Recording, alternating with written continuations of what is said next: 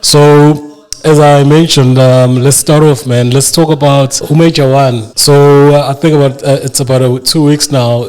Major One skipped the country, left his all his children behind. But I don't get it, man. Like, what kind of a father leaves his children behind? There were people crying outside the courts every time he was there.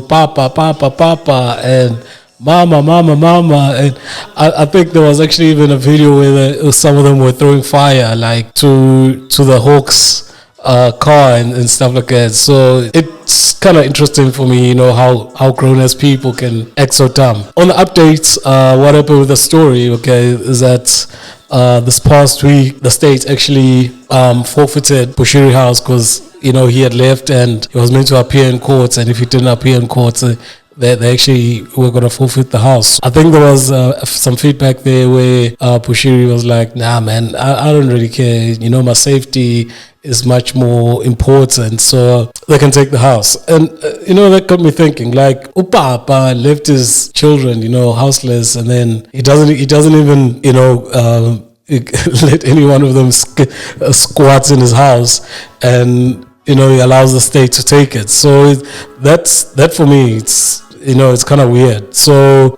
say Bushiri, the news headlines were Bushiri loses house to the state.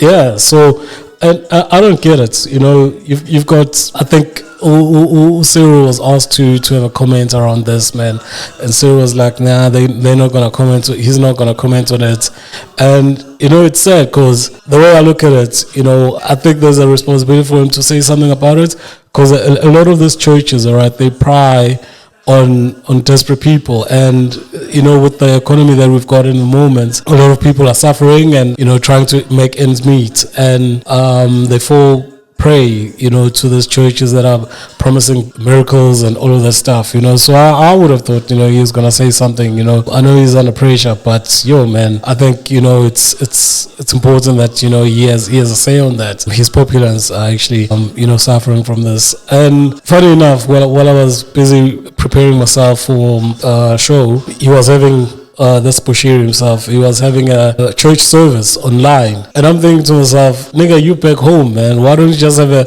church service in your church? And the arrogance of it, I know that he claims to be saving people and all that shit, but why can't you just save people in Malawi? I think people in Malawi need your help, and open a church there and run your shit. You don't have to be online and asking people from South Africa to send you money and shit.